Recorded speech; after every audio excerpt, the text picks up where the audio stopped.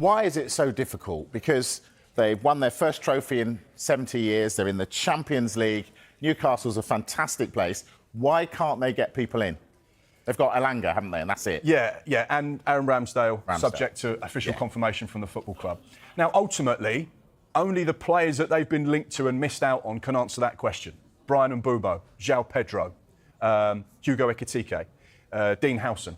Now, these are all top players, right? And Newcastle fans will say, well, we've just missed out on getting #1 targets, but we are trying to compete at the very highest top end of the footballing transfer pyramid. That's where we want to be. We should be targeting the best players we possibly can get. So losing out to Real Madrid, Liverpool, Chelsea, Manchester United is not the worst thing in the world, but ultimately they then got to try and pick up the pieces of this. I don't know, we'd say maybe geographically in the northeast, incredible city, passionate city. Brilliant They place. love their football club. Good night out. Good night out, Michael Best Bridge night out. exclusive.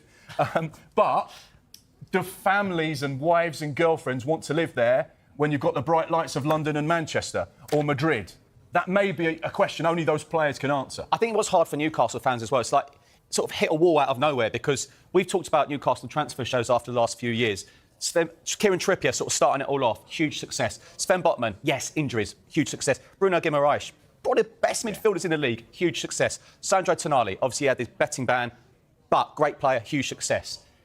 Anthony Gordon, huge success. Yeah. Most of their recruitment has been a huge success. Isak, took a risk on Isak. A lot of clubs looked at Isak, they took the risk. So it's a bit of a shell shock, I feel, for Newcastle fans this summer. Yeah, Eddie Howe's been so instrumental in attracting players. You know, these players that have all wanted that Premier League opportunity, and he's convinced them to come to Newcastle because this is an exciting project. You will be a part of something special. This is a fan base unlike anything else in the world, and you will love playing for them. But that little bit of magic that you had in those conversations clearly isn't working at the moment. And that's the frustration for them, is that the players they're targeting, the top-class recruitment they've done already, like Michael says, it's been outstanding. It just seems to have not had its effect during this summer.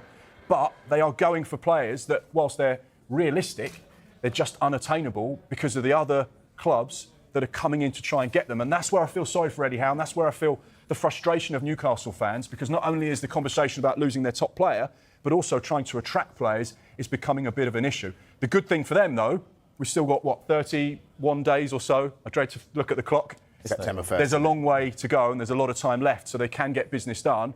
They just need to find the right type of players.